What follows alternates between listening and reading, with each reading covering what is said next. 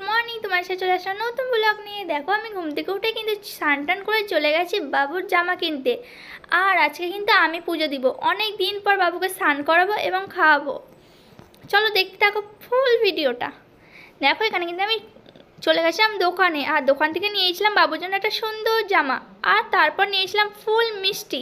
আর আজকে তো সবাই জানো বৃহস্পতিবার, তার জন্য বৃহস্পতিবার তো ঠাকুরের ঘট পাততেই হবে। তারপর আমি সব কিছু বেলপাতা টেলপাতা সব কিছু নিয়ে নিয়েছিলাম যা যা লাগে আজকে বৃহস্পতিবারে।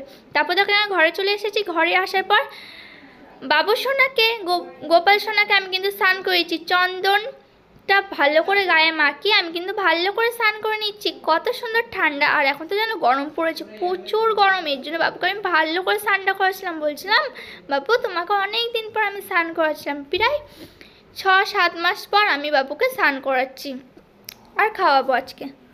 তারপর দেখো এখানে কিন্তু আমি চন্দন ভালো করে মাখিয়ে এখন কিন্তু আমি স্নান করে দিচ্ছি উলু দিয়ে। আর বাবু তো খুবই খুশি হয়েছে। আর তোমরা দেখো আমি এখানে কিন্তু ভালো জলে স্নান করিলাম। স্নান করি এবার কিন্তু আমি গা হাত পা ভালো করে মুছে নিচ্ছি।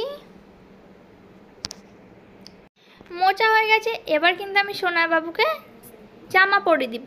এ দেখো এই জামাটা কিন্তু আমি বাবুকে দিয়েছি। কেমন হয়েছে অবশ্যই কিন্তু কমেন্ট চাই আমার, কিন্তু তোমরা কিন্তু কমেন্ট করবে কেমন হয়েছে।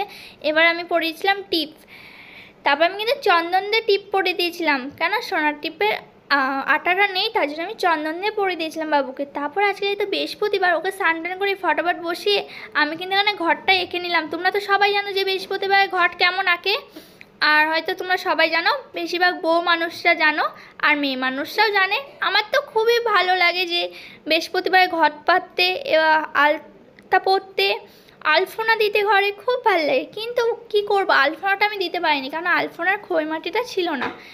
আলপনার খইমাটি ছিল না বলে আমি আলপনা দিইনি। তার জন্য আমি ঘরটা এঁকে আমি কিন্তু আবার আমের পলক দিয়ে ঘরটা পেতে দিব। চলো দেখে নাও কি করে পাততে হয়, তোমরা হয়তো সবাই জানো।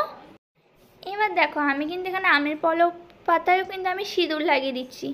আর যেহেতু আমের পলকটা অনেকটাই বড়, এর জন্য আমি ভেঙে তারপর সিঁদুর ফুটা লাগিয়ে দিচ্ছি। 5টা পলক দিতে হয়, তোমরা হয়তো সবাই জানো 5টা পলক দিতে হয়। এখানে 5টা পলক দিয়ে দিচ্ছি আমি।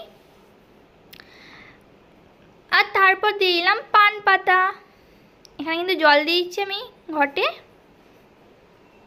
1 ঘট জল দিয়ে দিলাম। তারপর পান পাতা দিয়ে দিলাম, সিঁদুরটা লাগিয়ে পান পাতা দিয়ে দিচ্ছি।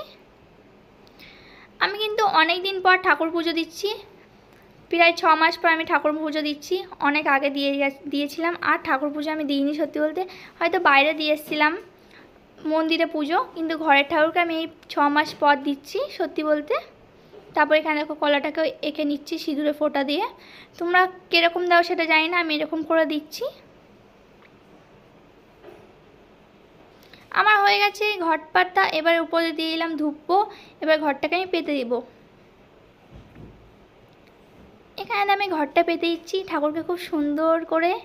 আর জানো তো ফ্রেন্ড, আজকে এক জায়গায় আমি ফুলের মালা পাইনি, যে ঠাকুরকে ভাবছিলাম ফুলের মালা পরাবো, কিন্তু ফুলের মালা আমি কোথাও পাইনি। সারা বাজার খুঁজেছি, কোনো জায়গায় ফুলের মালা ছিল না। কিন্তু অনেক বেলাও হয়ে গেছিলো যেতে যেতে। আর এখানে কিন্তু আমি ধূপ জ্বালিয়ে সব কিছু জ্বালিয়ে আমি কিন্তু ঠাকুরকে ভালো করে পুজো দিয়ে নিচ্ছি দেখো। আর আমার গোপাল সোনা কিন্তু খুব খুশি হয়েছে। দেখো কিন্তু স্নান টান করে আগে বলছিল মাসি মাসি আমায় খেতে দাও। আর নানা গোপাল সোনা কথা বলতে হয় না, কিন্তু হাসি বুঝি সবই বুঝি আমি ওর কথাবার্তা। কিন্তু আমি ভালো করে পুজো দিয়ে দিলাম। এবার বাজিয়ে দেবো শঙ্খ। লক্ষ্মীবারে তোমরা কে কেমন করে পুজো দাও, কীরকমভাবে পুজো দাও অবশ্যই আমায় কমেন্ট করে জানিও ফ্রেন্ড।